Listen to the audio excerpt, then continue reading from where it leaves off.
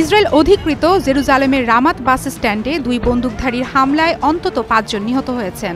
আহত হয়েছেন আরও ২০ জন। সকাল ৭:৩০টার দিকে আচমকা গুলির শব্দে আতঙ্ক ছড়িয়ে পড়ে গোটা এলাকায়। হামলার পরপরই ঘটনাস্থলে যান ইসরায়েলের প্রধানমন্ত্রী বেনিয়ামিন নেতানিয়াহু। তিনি সেখানে আইনশৃঙ্খলা বাহিনীর উচ্চ পদস্থ কর্মকর্তাদের সঙ্গে বৈঠক করেন। নেতানিয়াহু এই হামলাকে ইসরায়েলের উপর কাপুরুষোচিত আক্রমণ বলে উল্লেখ করেন। হামলাকারীরা পশ্চিম তীরের বাসিন্দা বলে দাবি ইসরায়েলের। পুলিশ জানায়, হামলাকারী দুই ব্যক্তি একটি গাড়িতে করে এসে হঠাৎ করেই যাত্রীদের লক্ষ্য করে গুলি ছুড়তে থাকে। সঙ্গে সঙ্গে নিরাপত্তা কর্মীরা পাল্টা গুলি চালিয়ে হত্যা করে ওই দুই হামলাকারীকে। তাদের কাছে ছিল একাধিক আগ্নেয়াস্ত্র, গুলি ও একটি ছুরি। অবশ্য এখনও কোনো গোষ্ঠী এ হামলার দায় স্বীকার করেনি। তবে ফিলিস্তিনের হামাস এবং ইসলামী জিহাদ হামলার প্রশংসা করেছে।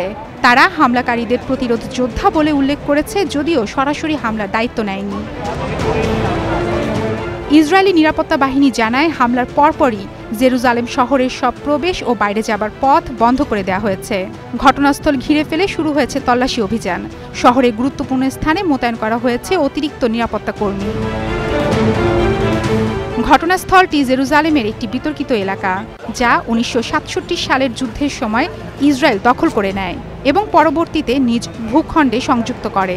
তবে এই সংযুক্তিকে আন্তর্জাতিক সম্প্রদায়ের বেশিরভাগ দেশ এবং জাতিসংঘ এখনও স্বীকৃতি দেয়নি। মারফতুন রুচি, স্টার নিউজ।